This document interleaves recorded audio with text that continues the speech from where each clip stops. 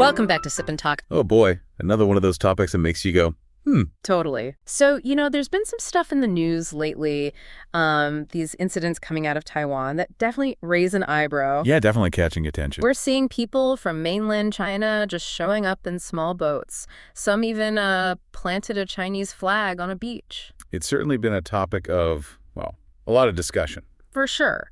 And what's interesting, maybe predictable, is the online reaction. You've got some Chinese netizens who are, let's say, pretty dismissive of Taiwan's security. Some are flat out calling it a joke.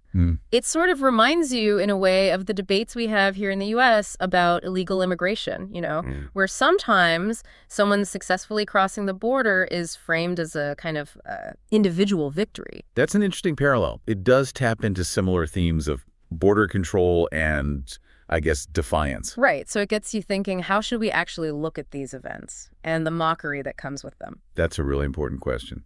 Because the immediate reaction, the emotional one, is easy to jump to. Exactly.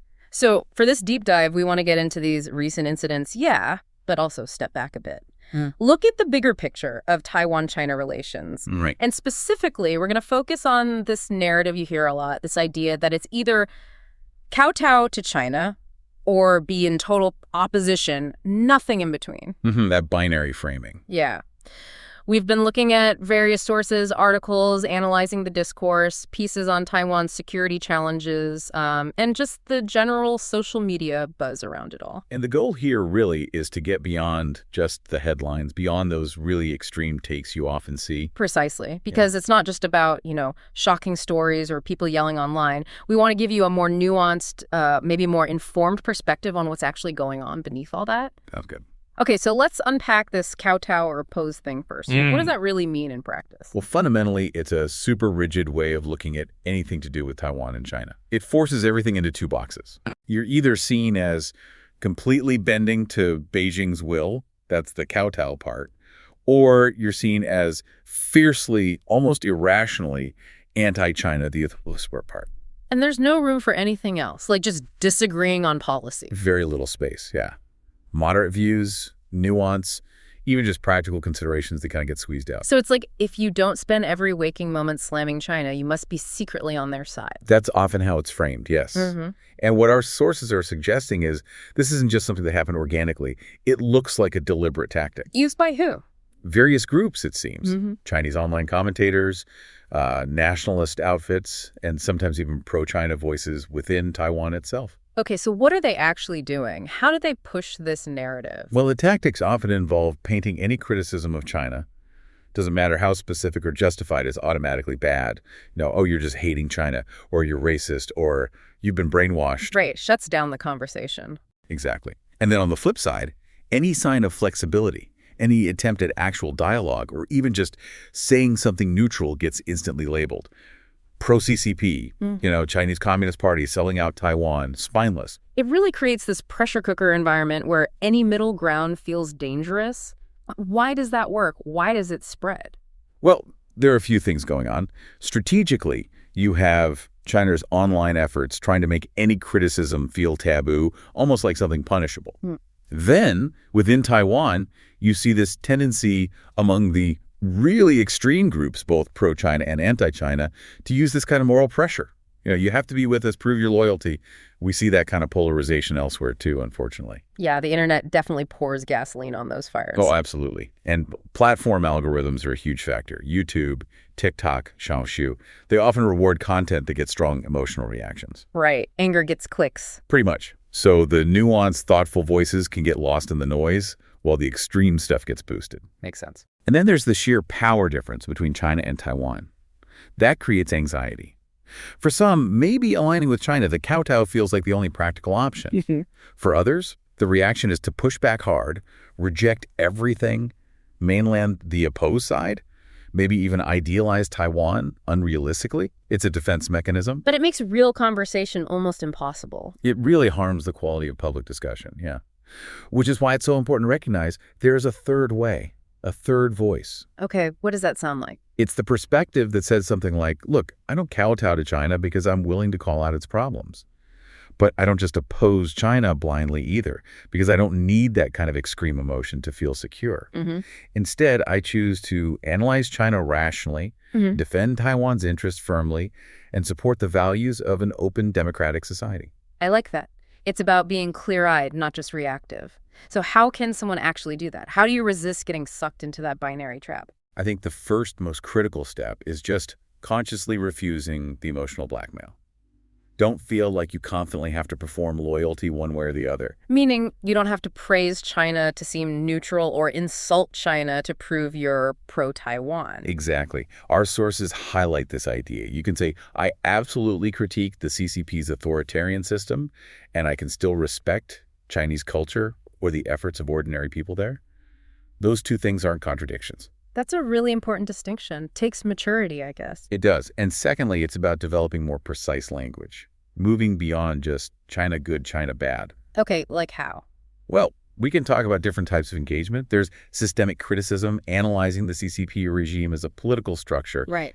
Then there's social observation, talking about trends in Chinese society or culture without making sweeping discriminatory statements. You can do cultural comparison, looking at differences and influences between Taiwan and China with historical context.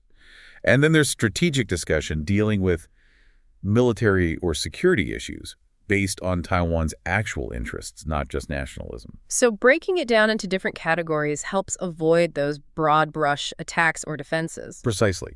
It allows for much more thoughtful discussion. Okay, so with that framework in mind, let's look back at those recent incidents, the illegal entries, the flag planting. How do they fit into this kowtow or oppose dynamic we've been talking about? Well, if you're looking through the Great China lens, these incidents are sort of proof that Taiwan is weak, right? Can't even guard its shores. It feeds the idea that unification is coming, maybe even that ordinary Chinese people want to get to Taiwan. Planting the flag becomes this big symbolic act of reclaiming territory. Okay, so it plays right into their preferred narrative. What about the other side, the more anti-China perspective in Taiwan? From that viewpoint, these are seen as direct provocations, humiliations, acts that demand a really strong, maybe even forceful response. Yeah. It fuels the narrative that Taiwan's under constant siege and needs to be even tougher, more independent. So again, both sides immediately grab it and run to their corners. What's a more, let's say, grounded way to look at these events? A more neutral take, which some of our sources suggest, is to see them as primarily psychological and information warfare. Okay. They're not you can't just ignore them, but you need a calm, strategic response, not just pure emotion. Let's just look at the facts we have. Right. May 15th, 2025, a guy from Fujian comes over in an inflatable boat to Taiwan, plants a flag, goes back. And there have been other reports, too. Our sources mentioned 38 individuals caught in 5 incidents just in 2025. 38 people. That does sound like more than just isolated oddballs. It's definitely concerning. And you have to remember, Taiwan's coastline is long over 1,500 kilometers.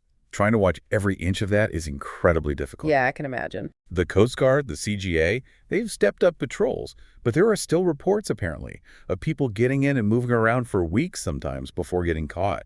It really shows the practical limits of border security anywhere, really. It does. And you mentioned the U.S. comparison earlier. Yeah. There are similarities in the border control challenges, for sure. But for Taiwan, there's always that extra political layer with China hanging over it. Yeah, that context changes everything. Yeah. Okay, now what about the other case? Mentioned the Chinese spouse who got deported. How does that get filtered through these narratives? Well, from the Great China perspective, the deportation is framed as Taiwan being cruel, heartless. Look, they're separating a mother and her children.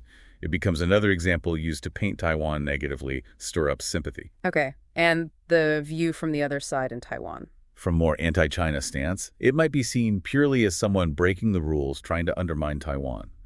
The argument becomes, the law is the law. Enforce it strictly. Don't let individual sob stories become political weapons against us. Again, straight to opposite poles. What's a more balanced take? The more neutral view emphasizes handling these cases through established procedures, through the legal system, not turning them into political footballs. Right. The specific case the sources mention, Luzania or Yaya in Taiwan, she was deported, apparently, because she was actively promoting forceful unification on social media. Ah, okay. I remember seeing videos about that. Yeah, and the videos understandably focused heavily on the emotional pain of being separated from her kids. That pulls at the heartstrings. Sure. But what's interesting, and maybe a bit contradictory, is that she didn't apparently take her children back with her to mainland China, the place she was advocating unification with. That is interesting. Why might that be? Well, you could speculate. Maybe concerns about quality of life, education, things like that back in China versus Taiwan. But the key legal point, according to the sources, was that publicly supporting forceful unification broke Taiwan's residency rules. So there was a specific legal basis separate from the emotional appeals. Exactly. And that nuance often gets lost in the shouting. So if this whole kneel or lick, kowtow or oppose thing is so distorting, what's the point? Why push this narrative so hard? That really is the million-dollar question, isn't it? What's the end game? Yeah. Our sources basically argue it's a form of thought control. By giving you only two extreme options, it massively restricts how you're allowed to think or talk about the issue. It forces you into this very narrow box. Kills independent thinking, basically. Pretty much. And if you think about China's broader goals regarding Taiwan, undermining Taiwan's ability to have a clear, rational discussion about its own situation, that weakens Taiwan's position significantly. How so? Well, if you can't even talk about things clearly without being instantly labeled a traitor or a warmonger, how do you effectively articulate your interests? How do you build consensus? How do you defend yourself? So it's not just words. It affects Taiwan's actual ability to function and protect itself. Absolutely. That's why our sources talk about the need for Taiwan to develop more confident, clear, precise language. It's presented as the first step in resisting infiltration, a kind of linguistic sovereignty. Linguistic sovereignty. That's a really interesting phrase. It's like defending your right to define your own reality. Exactly. Controlling the narrative, or at least resisting narratives imposed on you. Okay, so if we, or someone listening, find ourselves talking to someone who is pushing this really binary kneel or lick view, how should we engage? What's the best way to respond without just escalating things? Well, the first thing is just to recognize it for what it is. Yeah. Usually an emotional, simplistic political tactic. It's designed to make China look strong and Taiwan look weak or unreasonable. Right. So the key is try not to get sucked into an emotional fight. Focus on facts. Keep the tone respectful. Talk about specific issues, not grand ideologies. Easier said than done sometimes, but okay. It takes practice. Using those recent incidents, the illegal entries, the deportation case, as concrete examples can help.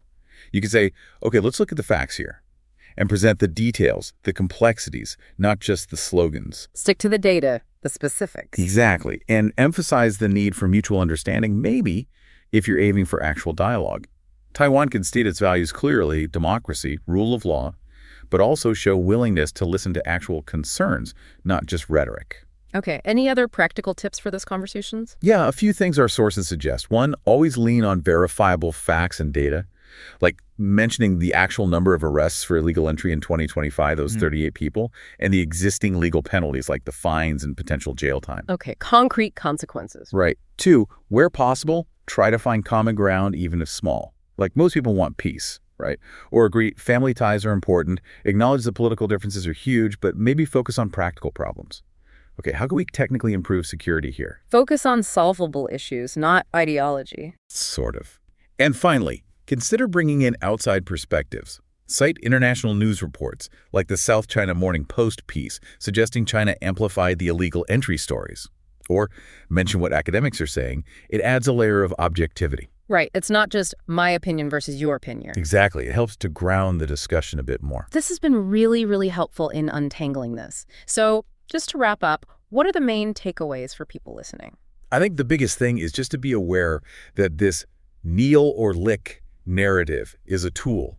It's manipulative. It's designed to shut down thought. Right. So the antidote is critical thinking, demanding rational discussion based on facts, and really trying to grasp the complexity of the Taiwan-China situation. These incidents we talked about, they're not just random events. They're pieces in a much bigger game of politics and information warfare. So it's crucial to see the forest, not just the flag-planting trees. Precisely. And that leads us to the final thought we want to leave you with. Okay. Really think about how much language and framing shape how you understand the world, especially complex international issues. Yeah. How could you get better at spotting these manipulative narratives, not just about Taiwan, but anywhere? And what does national security even mean today? Is it just borders? Or does this idea of linguistic sovereignty, the ability to define your own terms, play a crucial role too? Wow, yeah. Definitely something to chew on, how societies protect their ability to think and speak clearly. Absolutely fascinating. Well, if you want to keep exploring these kinds of deep, sometimes tricky topics with us, please do subscribe to The Deep Dive. Thank you so much for tuning in. Yeah, thanks for listening.